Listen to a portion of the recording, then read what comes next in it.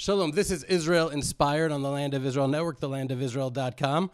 Ari Abramowitz here with my esteemed guest, for which I am extraordinarily honored, Rabbi Yehudah Glick. To have you here is a tremendous, tremendous merit. I am one of your greatest fans, and an admirer, and grateful for your self-sacrifice for Israel and the Jewish people.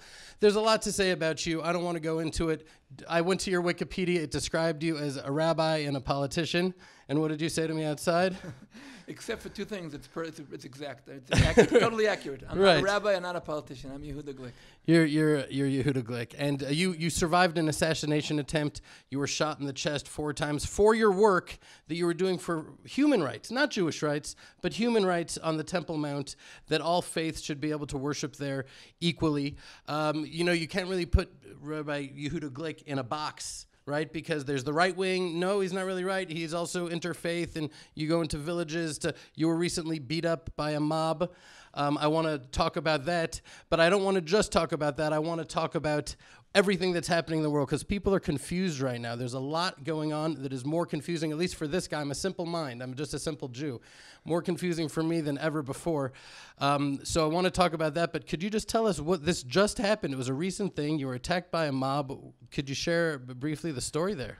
Okay, Ari, Shalom. It's wonderful being here. I don't know, you've probably been here. It's probably not your first visit here, but it's my first visit here. And I'm really, wow. I'm blown away by just what I've seen, and not because the wind is so strong, but it's the spirit that's so strong. And I'm just we'll start off, instead of starting with what happened, we'll start off with a little bit closer with the mic. Avinu kulanu kechad, kulanu kechad, beor panecha. Barucheinu Avinu kulanu kechad, kulanu kechad, beor panecha. Bless us, our Father, all of us together, with the light of your face. Wow, God is really a blessing, and it's so wonderful to be here. And you said I inspire you, you inspire me, and we're all inspired by Hashem, who's really been so wonderful to us, and He's really poured so much greatness upon us, and He's using us as His instrument, as His tool.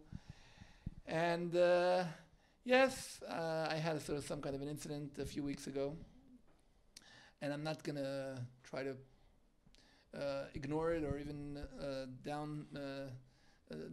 look down at it. It was a very frightening, traumatic event. I went to pay a condolence call to a family living in Jerusalem who were parents of an autistic son who was killed accidentally by policemen who somehow thought he was carrying some kind of weapon. And I went to pay a condolence visit because we are, as I said, instruments of God. And God taught us from the very beginning that He created all men with His image. And if somebody and life of a human being is the greatest thing there is in this world. And if the life of a human being was lost, somebody living in Jerusalem, and I felt that I was going to share my heart with them and show, at least try to express what Hashem taught us. Love, empathy. Unfortunately, some of the neighbors of this family didn't like the fact that I call for inclusiveness. These are people that represent exclusiveness. Only we know what's right. Jerusalem is only ours. Temple Mount is only ours.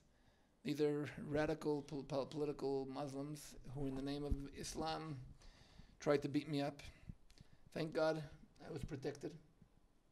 As a matter of fact, surprisingly, I was protected by one of the people from the family, who on the one hand said to me, "You're not wanted here," but on the other hand, he understood that he had to protect me. And later on, I called the police and I called an ambulance, and my life was saved. But I was literally beaten up by 20, 30 guys who had actually it was a lynch. They surrounded me and they were kicking me and punching me and slapping me and kicking me. My legs are till now 3 weeks later are black and blue. But Baruch Hashem, they didn't even fracture any of my bones. Not only did not fracture any of my bones, they did not manage to fracture any part of my faith in God. And what about your faith in them? Right, because I'll tell you, I've seen video. I've gone up to Har HaBayit with you to Temple Mount. That was unforgettable. And I've seen you with the Arabs, and you go and you pray with them. You pray with them, and despite the fact that you took 4 bullets to the chest from an Arab assassin, nonetheless, you went to this house to pay your condolences, and then you're beat up there. When does your faith, not in God, but when does your faith in them waver? First of all, that first assassination attempt 5 years ago, I was shot by a Muslim person, but I was also operated on by a Muslim surgeon, and I was treated by a Muslim nurse. And I think that, yes, there are quite a lot of people who are influenced by radical Islam and radical politicians, but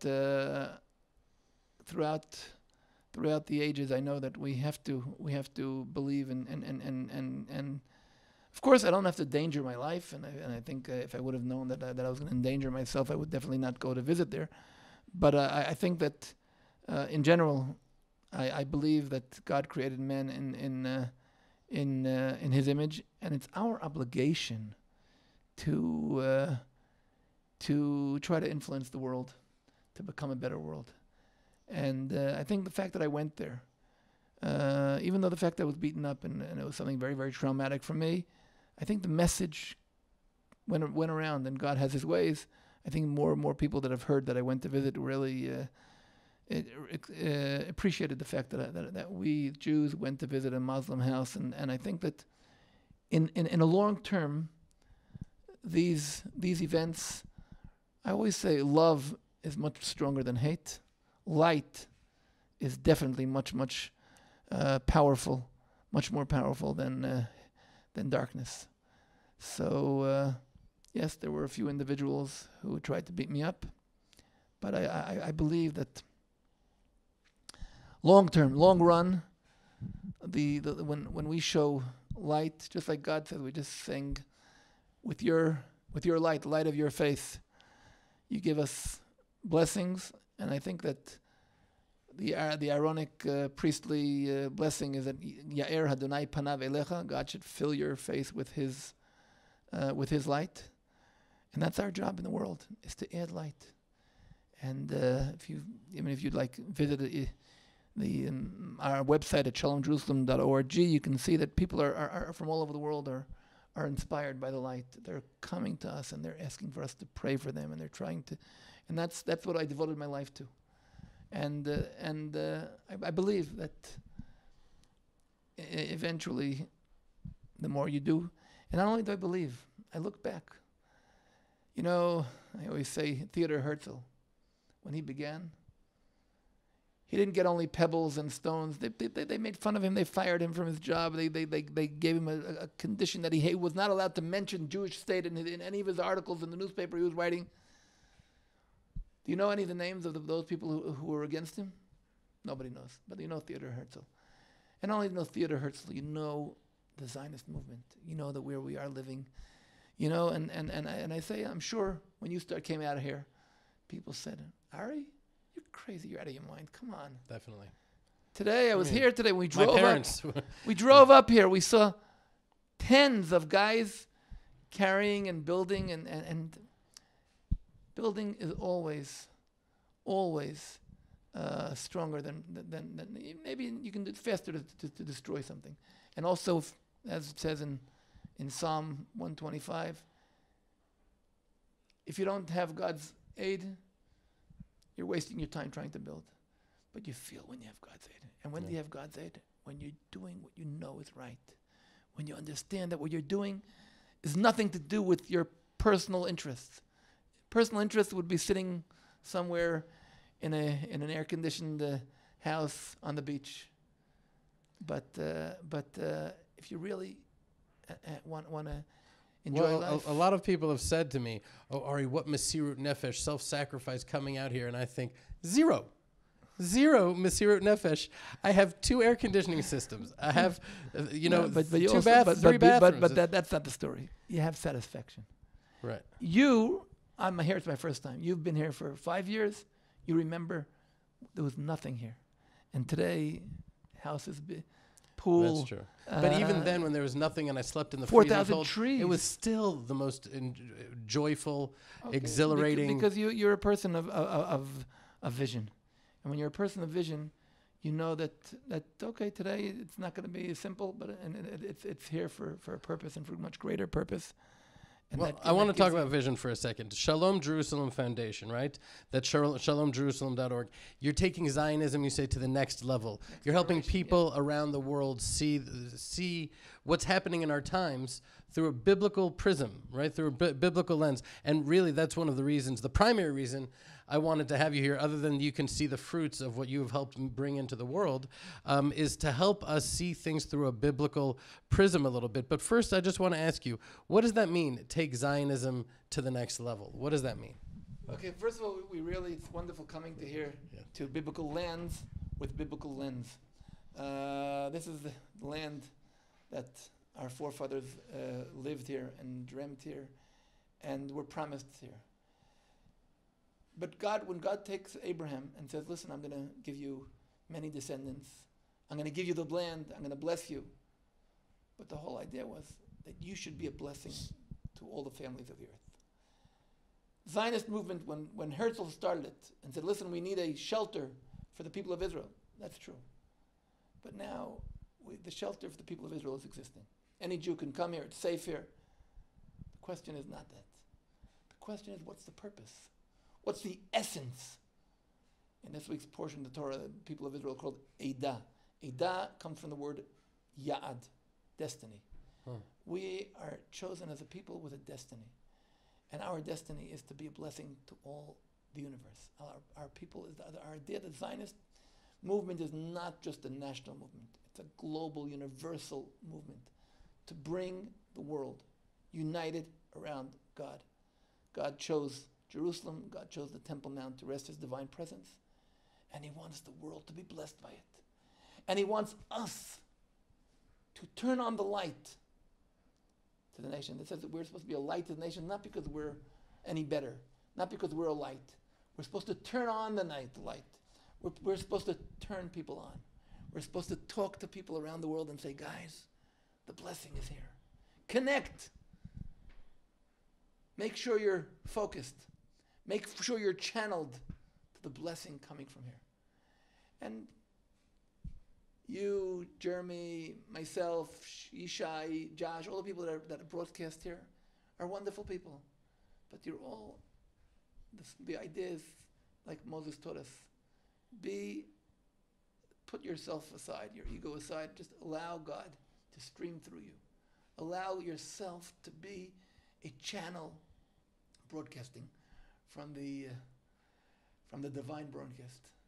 And you've been broadcasting from the Temple Mount. Yeah, you've been doing live tours.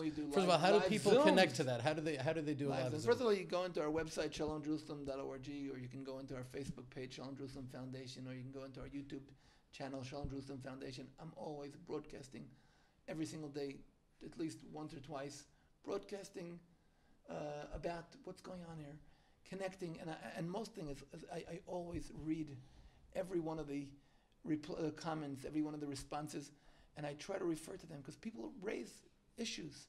People, when they go into my Facebook, they leave a comment and they say, listen, I've been suffering from depression in the past so-and-so years. And we start a conversation. Sometimes I call them. And people are looking for that. And we're talking directly to people. Simple people, not only through pastors or through political leaders. We're touching the hearts of human beings. We just sat here, and you said, "Oh, Ari, look at this chumash, right?" Yeah, I have. And you said that someone reached out to you. Bishop Scott from Zambia asked me if I can send him a chumash, and I promised him I'll do that, and I'm going to send it. I'm going to get him a chumash, and I'll send it to him. And that's the concept: is that you talk to people. Moses in this week's portion of the Torah, Numbers 20, God said you can't go into the land. What happened? Moses took the stick and he hit the stone. And God said, listen, there are certain times you need miracles. You need to push things and to divide the sea. But when you're coming to live in Israel, you need the patience of talking. And when you talk to somebody, not talk at somebody, not talk above somebody, but talk to somebody, you see the impression of really reaching out. And when we talk to people, God said you can even talk to a stone, you'll see the water will come out there. But you need to talk. And that's the idea of coming to Israel and leading the land of Israel, is being able to correspond, to develop a level of communication, to look at the guy's eye, to hear what his heart is, and not to look at his car or his house or his bank account, but looking at the guy's eye, looking and connecting. And the only way to connect is by talking and listening. Talking and listening. And that's the spirit of Jerusalem. City of Shalom. When you stand at the gates of Jerusalem, you know you're standing at a city that unites. A city that unites because it's a city of inclusiveness. City of Shalom, Yerushalom. The city of Shalom means the city of inclusiveness. And these enemies of this city are those who are exclusive. Those who think that they have it all for themselves. Nobody has it all for himself. And the idea of Jerusalem is to turning Jerusalem. That's when we say Zionism, Zion is the place where God's Shekhinah is there. We're waiting for God to return to his divine presence to Zion. And Zion is the place of God's divine presence. The Temple Mount is God's throne. That's where you can connect to the unity of the world. And so, when you took me to the wonderful prayer house here. You told me it's not a synagogue. It's not just a synagogue. It's not, because a synagogue means that I can go pray there and go back home.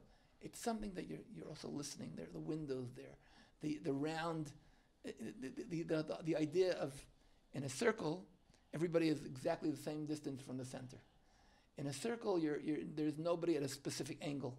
Everybody there is part of a circle, and I see the concept of open to all the directions of the world, and that's what we're talking about here. The talking about here is building, planting. What is planting? Planting means you're putting something in the ground with patience that it'll grow, and it'll grow. And you have 4,000 trees here. You'll probably have many, many more tomorrow, and many, many more the next. Please God, next year we'll have 3,000 bottles of wine. Wow, 3,000 bottles of wine. Wow. One of them has Rav Yehudah Glick's name, and one is Rabbi Uri Bank. Just one of the things that has always struck me is the bridge that you built between universalism and the individual. Meaning some people are so focused on changing the world that they don't have time for individuals that you meet throughout the day. You'll stop somewhere and you'll talk to someone, just any person, for an hour if they need your heart and attention. Like wherever you are, you're just flowing with that. Nothing greater in the world. People ask me, I'm a tour guide. Besides all my other things, I'm also a tour guide, a licensed tour guide. And people always ask me, what is the most beautiful view in Israel? I always say, the human view. You go, meet people, touch people, talk to people, listen to people, see their eyes, see their pain and their joy. And by doing that, I'm now involved with my wife. My wife has an organization. She deals with orphans and widows. You see that these people are lacking this shield, this backbone. And I speak to the widows and I speak to the orphans and I try to connect them and give them a hope and building together. It's not about opening an orphanage and taking children out of their homes, but it's about connections, the idea of connections. And how do you begin a connection? When you talk to the person and you listen to the person. And that's what we know that Abraham did. Abraham created souls. How did he create souls? Souls are existing. The way to create soul is to take a lost soul and listen to it and allow it to express itself. Because God created every single one of us uniquely. We're not all one. I always say that when you go to a concert, you're not there just to watch the cello. The beauty of the concert is the harmony. And it's a beautiful thing. There's a word in Hebrew which has two meanings, almost the opposite meaning. It's menatzeach. Now, when you go to the Olympics, you don't say, I want all the teams to win. I want it to be harmony here. Because you want everyone to express himself. But when you go to the concert, the menatzeach is the one who manages... The conductor, the one who manages to direct the composition. What's the composition? You don't sit in the hall there saying, I want the trumpet to win, the trumpet, yay, the trumpet. You missed the whole thing. You want the harmony. That's the idea is the harmony. And God says, Temple Mount is a house of prayer for all nations. He wants every single nation to express itself. He wants my friend from Zambia, and my friend from Trinidad and Tobago, and he wants my friend from Romania and from Ecuador. These are people that contacted me this morning from all over the United States, even from Texas. And he wants the people from Ohio together with the people from Ontario, Canada, and he wants every one of them to express himself and to be himself, because God created us. God didn't do Control V, Control V, Control V. He created every single one of us with our soul. And the soul of the world, Jerusalem, is consistent of all the souls. So when we, back to Shalom, Jerusalem, when I go up to Temple Mount, I'm never there for myself. I always go with a list of prayer requests. On our website, people leave prayer requests. People go to shalomjerusalem.org and they write down, my need is medical. Now, medical also divides into physical medicine, psychological medicine, emotional medicine. People are there who didn't find their soulmate. People are there who have problems with educating their children. People are there with a problem educating their parents. People are there with a problem of having children. People bring down their needs, and I go up to the Temple Mount and I read every single name, and I concentrate on their names, and I do it Facebook Live, YouTube Live, Zoom. That sounds like a prayer, though. That's what it is. Are you allowed? First of all, are you allowed? Are you allowed to breathe? Temple Mount is a house of prayer for all nations. It means that that's what we do. Now, the God said to the policeman to tell us not to pray there. What does that mean? It means don't do the things that interfere your prayer. Don't hold a prayer book. Don't shake and dance. But we pray. We were there, we had a prayer session with Zoom. 15 pastors from all over the United States, and Afro-American, Chinese, Hispanic, white, praying for the peace of the United States of America. This week we had a prayer for Africa. We had pastors from Africa praying for Africa. Now, do you know that Africa right now this year suffered from a terrible locust, from terrible famine, from persecution against people, the different religions? These people wanted to pray for them. Where do you pray? Temple Mount. So the Temple Mount serves as three things. It's the origin of Torah, the Word of God. Ki mitzion tetzeh Torah, from Zion comes out Torah. It's the center of prayer, and it's also the center of Shalom. So we go up to Temple Mount. We have Zoom prayers. Yesterday I got somebody from China. I said, please, next time you go up, I want to be on your Zoom. I need a prayer. Somebody in China, Benjamin Payne, he wants me to pray. He wants to pray on Temple Mount. Today in Corona, you're sitting in Shanghai, and you can pray on Temple Mount with our Zoom. And people watch it, and people are astonished. Wow, it's unbelievable. And so now it's true that what I'm doing right now, if I would have done 5 years ago, they would have arrested me. Because 5 years ago, if you would go up to Temple Mount and even whisper or say and mumble your lips, they would have arrested you. What happened? We made a change. We brought people to the Temple Mount. We told people, come. 5 years ago, there were 5,000 Jews on Temple Mount a year. In 2019, we had 50,000 Jews on Temple Mount. All during those little windows of time the Jews are allowed up. Exactly. 2014, we had 180,000 tourists from around the world on Temple Mount. 2019, we had 800,000. Wow. These are things that we changed, as I said before. There's an awakening. We are for evolution, not revolution. The changes don't happen in one day, just like the state of Israel wasn't established in one day. The settling of land. You know, I always say, when you read the book of Joshua, it says, God, Joshua conquered this king and 31 kings all over. You would think, okay, we're finished, no more problems. Then you turn the next page to the book of Judges, and you see, there are obstacles. You have to overcome every one of the obstacles. And wherever you manage to settle, you're settled. And wherever you don't manage to settle, and that's bringing lives. What captures an area? Not the soldier, but the mother and the elderly. As Zechariah says, You know what the story of redemption is? Children playing in the streets. That's the story. It wants children to play in the streets. He doesn't say children going to school. He doesn't say children sitting and studying. He said children playing in the streets. An elderly walking down the street. That's the redemption. The redemption is laughter. The redemption is the voice of a baby crying, of a mother sitting with her child, of a father sitting with a child, of a mother and a father sitting together, the love between a mother and a father. Without needing to have a gun on your side. Without needing to have a gun on your side. But, in the book of Nehemiah, it says they were building the wall. And by the way, it's a beautiful, interesting thing. In Nehemiah, everyone built the wall near his house. So that way the guy's not going to, if you're in charge of the wall near your house, you're going to make sure it's going to be good. But they said they had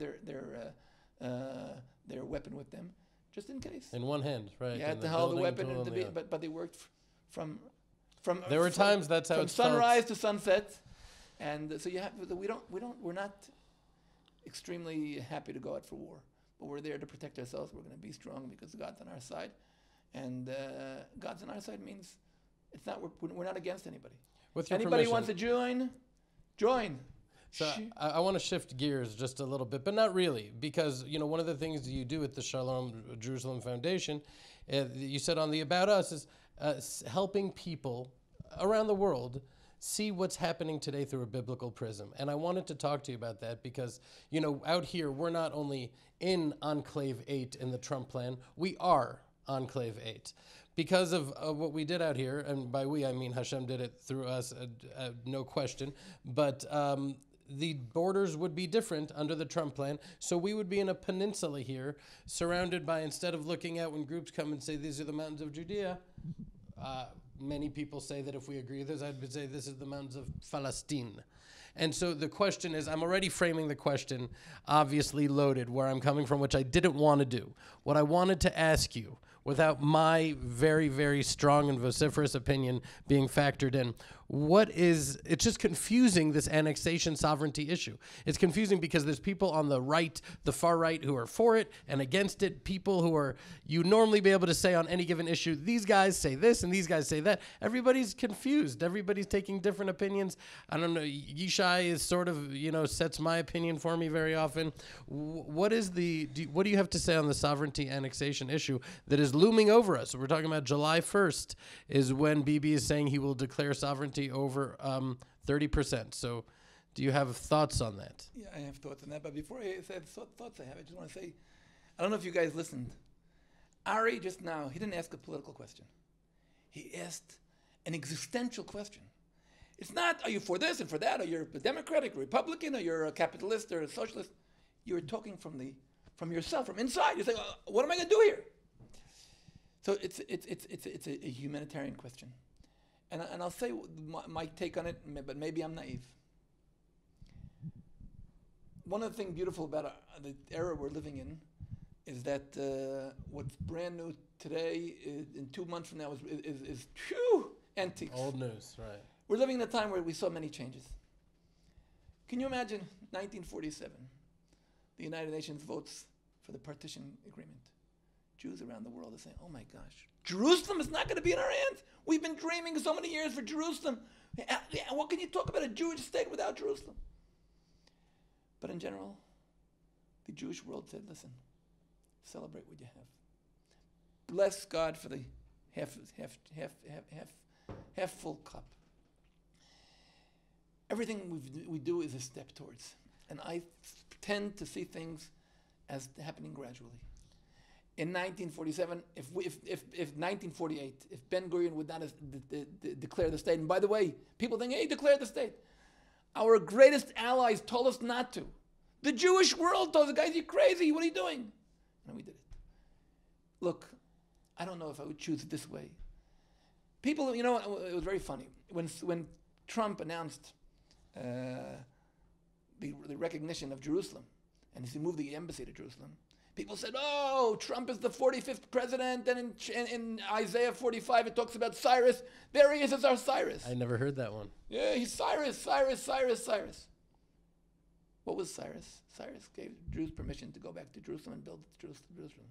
But I want to remind you, 3 years later, Cyrus changed his mind. and they stopped building for 20 years. But if not for Cyrus's prohibition, we wouldn't begin the Second Temple era. So Trump recognizing Jerusalem, Trump moving the embassy to Jerusalem was not a political event; it was a godly, biblical event. And we made another step ahead. And Trump's recognition of the Golan is another step ahead. And annexing another part of Judea and Samaria is a good blessing. Maybe we may go through some difficulties. Nobody promises it's always going to be uphill. Nobody promises that that's always going to be. But I think that if we see another step ahead, we should do whatever we can to bring the next step ahead. God will have His ways, and maybe God wants us to go through some difficulties. You know, I remember the uprooting of the Katif. I remember the uprooting of Yamit. Wow. I remember those days, 1978, 79. I remember I made Aliyah in 74 with the group of families that established Yamit, and it was a great. Painful event when they uprooted Yamit. It was a painful event when they uprooted the settlements in Katif and in Shomron. And by the way, I was the highest ranked civil servant who resigned from the government because of the disengagement in 2015. But I'm happy that things have gone. 2005. 2005. I'm sorry, 2005. Yeah, 2005. I'll tell you another interesting thing. When the Oslo Accord came about, we were totally against it, and at first some of us gave a chance, but eventually we were very much against it. The Oslo Accord, though, was very sad because we brought the Palestinian Authority here, which is a totally corrupt thing, and it caused a lot of damage. But today, we are driving on roads that, if not for the Oslo Accord, wouldn't be existing.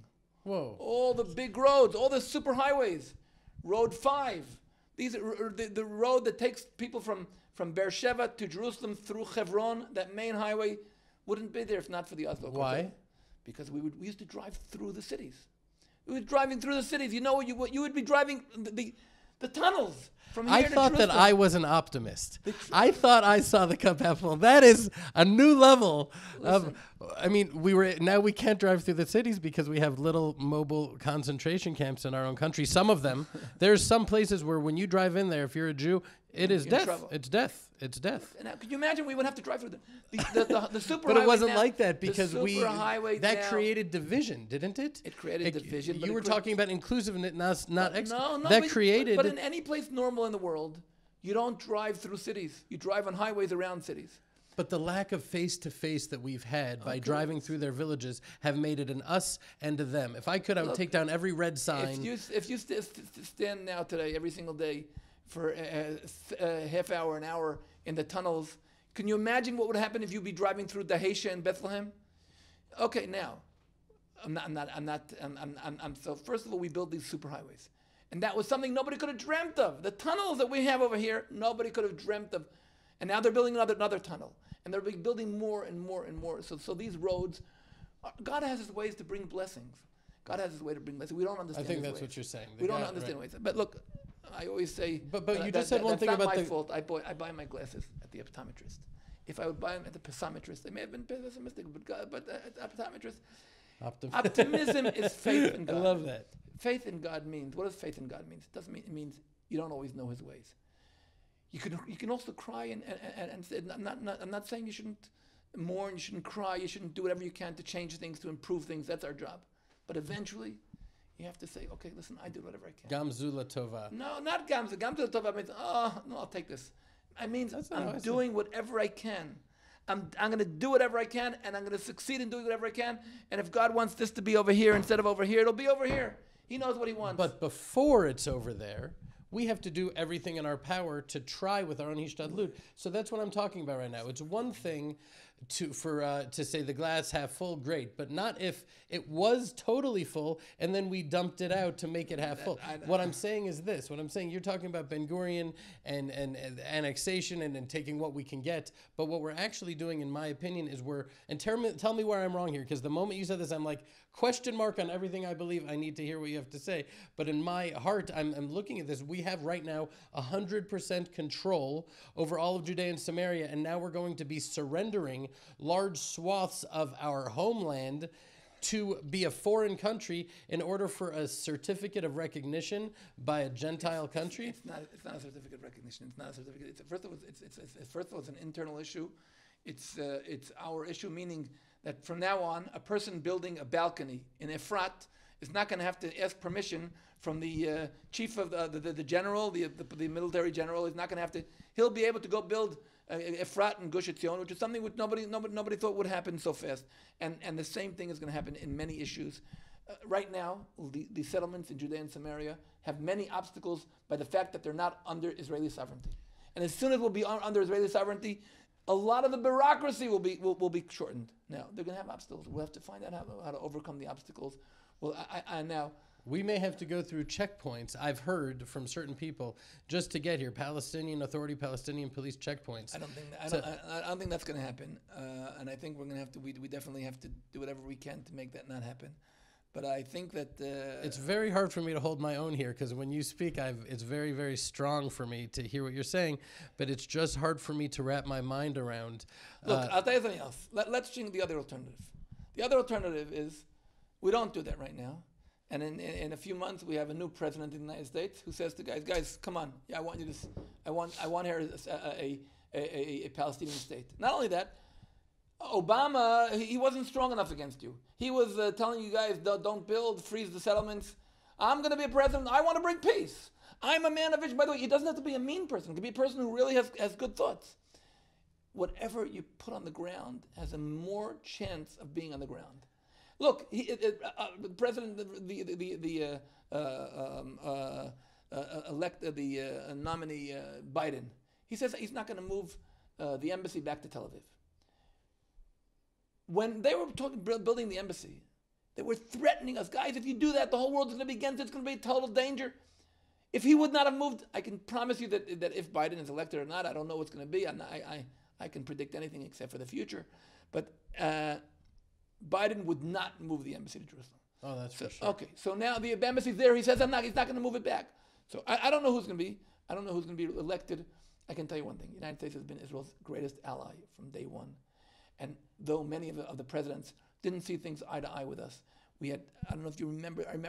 I remember Secretary of State Baker telling us that he's not going to help us bring the Russian immigration.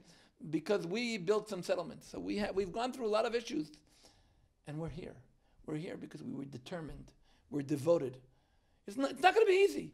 Okay, Rav Yehudah, forgive me here, but when I look at Har HaBayit as an example, what's the only thing really that is preventing us from building the Beit HaMikdash? Our own minds, meaning that we could say, oh, the nations won't allow it, but we're actually in control. If we wanted like that, the Waqf is out. We could, if we wanted to, if we had a leader with that sort of vision. The same thing with sovereignty over 100% of Judea and Samaria. We could if we want to do it. Countries don't have friends. They have interests. And so if Israel is a strong, powerful country acting with justice and truth, then we could declare sovereignty over all of it and Har HaBayit. And why do we need to say, oh, thank you, Trump, and 30% and take what we can get? Take what we can get from who? First of all, I think we should nothing to be embarrassed to say thank you, Trump. Thank you, Trump. I'm not anti. Part of our Judaism is Yehudah comes from the word Todah. We have to say thank you and take nothing for granted. But I can say another thing, and something that I truly believe.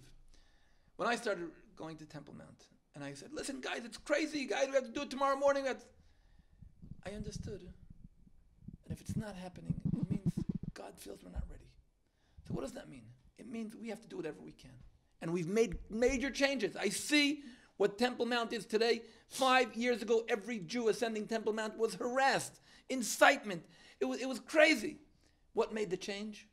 The fact that the numbers grew from 5,000 to 50,000, from 180,000 to 800,000. So what we're doing is bringing more people, building another building, and bringing more. You're playing the long game. Planting more trees. That's what we have to do. That's what we can do. Now, probably, it was God's decision, and He wasn't ready. That we weren't ready for it. I always say, what do you mean? Well, Theodor Herzl thought of the idea 100 years ago. We're 120 years ago. Why didn't people think of it 300 years ago? Now I can give you a book full of explanations. They weren't this and they weren't that, and eventually, when you're a man of faith, you have to believe that that's God's will. So I think we have to do whatever we can to change, to improve, to upgrade. But eventually, we have to see that we're going on to the next step in Zionism. We're making progress. And we have to thank God for progress. We have to thank everybody who's supporting us with the progress. Sometimes people say to me, why are you supportive of different people with different religions? Throughout history, we had those who hated us. Now we have people who love us. Sometimes they have interests. Okay. We have to thank people who do favors to us. We have to thank people who respect us. We have to thank people who are acknowledged with what we're doing. And we have to take our destiny in our hands. Now, it's not going to be simple. Nobody promises. One of the things that Corona teaches us, we were somewhere, had our plans. We knew exactly what's going to be next year and the following year. When we were sure the whole world was, we knew exactly how our synagogue's going to look. God says, guys, stop. 1 second. Take it in my pace. Right. I want things to happen. This is so whatever is in our. I just want to clarify one thing, my position. First of all, thank you for that. That was definitely comforting. But people say, okay, Ari, so what's your alternative? I answer my alternative to the Trump plan. By the way, I'm very grateful for Trump, and I think he's been a very good friend, and he will be judged favorably throughout history. But my alternative is keep things the way they are right now. Right now. Meaning it's better than the alternative. I mean, I have learned to see also things through a nuanced prism, a nuanced lens. When I was in Jerusalem and I didn't see Arabs, they were the other. And throw them out of the country, they want to murder us, and it was very simple. And then I come out here and I'm working with Arabs all the time. And I meet so many of them that are just not only good workers, but good people. Good people that I can connect with on a spiritual level. And I realize that things are more nuanced than I once perceived them to be. For sure. That being said, there are certain things that aren't, and one of the things for me that's not nuanced here is that this little tiny piece of real estate, this is Judea and this is the land of Israel. And for us to de facto only declare sovereignty over 30%, leaving the other 70% in an ambiguous thing for the next president to maybe take, maybe not, because we've already de facto admitted that it's not fully. That's just my. I totally disagree with you. I don't think we're going to call that the plan is talking about sovereignty over 30%. It's talking about 30% of Judea and Samaria. What about the east of the Jordan River? What about Lebanon? What about the whole till the Persian Gulf? We have a destiny, but we can't say it's take it or leave it. We have to take things step by step. And people tell me, listen, why don't you go build the temple tomorrow? I say, listen, I do what I can do. If I spend time, and I learned that in the Knesset also, people used to say, why don't you do this? I said, listen, I check my political battles. I only do something that I believe that I can change. If I know I can't change, just to go make a statement and have myself quoted in all the news, it's not going to help me. Now look, what you make enough news without intentionally doing what you did here, and I'm telling you, Ari, I've walked around there just for a few minutes to see what you did here. You're a man of vision. You're a man of faith. And a man of faith also sometimes has to say, God, what are you doing? Why are you doing this? But at the same time, we have to understand that this is what God wants us to happen, and we have to make everything we can do to change. And I say again, leaving the situation as it is also a risk that things will get worse. It's also a risk. Now, I'll just give another example. I'll get another example of something very close to us. I always tell people, what about the peace? What about peace? And I say, listen, come with me to the shopping center at Gush Etzion. You'll see people, that's peace. You see people working together, people living together. And I say that even though I know that at that exact place, Ari Fold was shot, killed, murdered at that place. Stabbed, killed. He was murdered by a terrorist. So maybe we should close down the whole Gush. No, we should not close it down. We know that there are obstacles. We know we have painful days, very painful days. We know that we with some of our friends paid in their lives, God has his ways, I don't know how to explain it. But if I look at the long term, I say, yes, Gush Etzion is peace and Barkan is peace, but we also have to understand that if we don't continue and we don't make another, and we have an option to make another step, which I think is important. I think, and I support sovereignty over all of Judea and Samaria, not only the settlements. And I think we don't have to be afraid of that, but that's my plan. Apparently God thinks the people are not ready for that. So they're not ready for that. Okay, so I'm going to continue preaching about that. I'm going to continue talking about that. And I'm going to do whatever I can do. On the Temple Mount, I'm going to continue. When I go into the Temple Mount, the policeman at the entrance says, listen, you're not allowed to pray. And I say, you're right. And I go up there and I do my Zoom and I pray. So sometimes we have to find our way through the ways. The ways or the maze or whatever, you have to find your way, trying to get there. And that's one thing you have to do. You have to try to find your ways, but you have to know that sometimes there are obstacles that are not in our hand. And that's a very important thing, because when the Psalm says, if God doesn't build a house, then it's a waste of time for those who build it. Doesn't mean God says, guys, don't build, because you have to wait for me. It means do what you can, take God with you, and understand that sometimes you won't be able to, sometimes even something you built will fall down. But eventually, in the long term. And if you try with all of your heart, and I believe in Hashem's eyes, it's as if you built it. And you said people say to you, why don't you build the temple tomorrow? What I can say is, knowing you all these years, whatever you're doing tomorrow, you're building the temple tomorrow. That's really everything you do is for that and about that. But I just want to point out the most important vessel of the temple. The most important vessel of the temple. If you remember, temple is not just a piece of real estate. The most important vessel of the temple is human hearts, the human soul.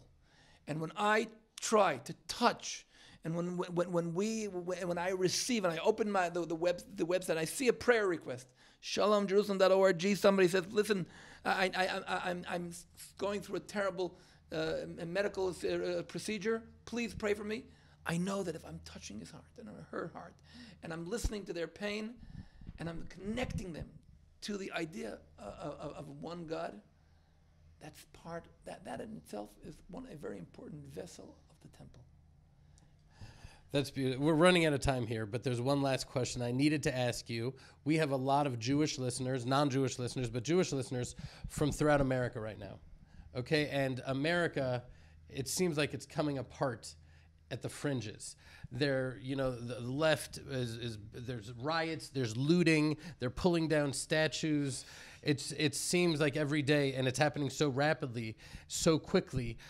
Seeing things through a biblical lens, or just forget a biblical lens, seeing things through your lens, your glasses, your eyes.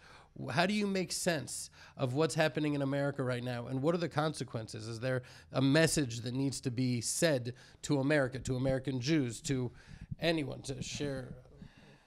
Okay, first of all, as I said before, we have to pray for the peace of the world. We have to pray and sim shalom tova uvracha chaim chen v'chesed rachamim. We're praying that God should put peace and mercy and grace and favor in the eyes of everyone. When everything, any kind of, just like in geology, when you have tectonical shaking, it's God is like reshaping the world. And what's happening now in the United States of America, different, and I believe strong, genuine pains and emotions are coming up. Sometimes they're being exaggerated by far. Sometimes they're being, but God wants us to listen to all the voices. And at the same time, there is no justification for any kind of violence. So I'm saying that I don't know where it's all going to lead to us, just like we don't know how the COVID-19 is all going to lead to us, but I see that something going on in the United States is shaking up, and it needs us to absorb to ourselves the idea of seeing every single human being. And if people were feeling that they're being stepped on, we should develop a sensitivity to that. And at the same time, I think that the United States of America brought to the world some great values. Most of them, by the way, people don't know, but all the founders of the United States of America were all biblical believers. And many of those values of freedom, of God, of respecting all human beings are biblical values, and we have to preserve them, and we have to listen to them, and we have to be there, and we can't allow people to take it apart. So as I said again, we're praying for the future of the United States of America, and we know that stronger empires in the world have gone through changes, and apparently the United States of America is going through a change. It's much greater than ours, just like the tsunami in India is something that's not in our hands. I think that what's going on in the United States is not our hands, but I know that eventually only good will grow out of it. So it's painful today, and our prayers are with every single one of the people of the United States of America, and really calling upon all leaders, anybody who has any control over his population, call people to stop using violence, to be more sensitive and more inclusive. And at the same time, we're all obligated to see a blessing. This is true. I believe, guys, you don't know what I'm seeing right in front of my eyes, the Dead Sea, which God says that the water from Jerusalem will bring life to the Dead Sea. And it's going to happen. It's happening. And the water from Jerusalem, the city of blessing, the city of life, will bring blessing to the United States of America. So guys, have faith in yourselves, in God. And it's wonderful things are going to happen. Okay. Don't be say, turned down. I know you say that you're not a rabbi, but I can call you Rebbe, right? That would be fair. Call me whatever you want, as long as you don't call me late to dinner, they say. Rebbe Yehudah Glick, thank you so much for joining us. It's an honor. It's a privilege. Shalom Jerusalem Foundation, that's shalomjerusalem.org. They can find out more about you, about what you're doing, about how they could connect to the Temple Mount, and to really redemption. We're so close. That word is so loaded. You know, a lot of people have theological things. We're deep in it. We're in it. Guys, I want to remind you, 100 years ago, there was still slavery. Do you know that 100 years ago, not one woman in the world had a right to participate in elections in any country in the world? Today, we have women who are CEOs, who are scientists, who are presidential candidates. And so the world is going through a change. The redemption, you know, I see people, you know, I was a child, I had a next door neighbor who was a blind guy. I always know this guy, he has nothing can come out of him. He's gonna, so a few years he'll die. He's crippled, what's his purpose? Yeah. Today you see people that are totally paralyzed, serving as physicists, as professors. This is part of redemption. Redemption means that the disabled is part of community. It means that women are part of community. It means that every single person is part of society, and that's our job to do it. And that's the idea of Jerusalem, the idea of giving a godly perspective at every single person. And so here, once as you said, we're going to see some great things happening in the future. And when I think about really redemption, what is it all men realize, not in their heads, but in their hearts, that we're all brothers. And one thing that brothers do is they love each other despite their differences. And I think you are a living example of loving people despite being shot by them, by being mobbed and beaten up by them. You still love your brother because you see what he may not have the eyes to see. And that's what the Temple Mount is about, and that's what your mission is about. And it's such a privilege having you out here. And Bezrat Hashem, please God, we'll merit to have you come again. And, I send my personal love and Shalom to every one of the people watching us. It's been a privilege to be with this lion over here. Ari is a lion, and it's really a lion who's roaring the Spirit of God to the world. Shalom, everybody. You can, of course, tune in the Land of Israel Network, thelandofisrael.com. You can send me a message, me an email. That's ari@thelandofisrael.com. And can they reach out to you personally? Yeah, you can reach out to CEO at shalomjerusalem.org. You can reach out to... just come into our Facebook page, and I'm there. We're there. Every comment that I get, I try to refer to.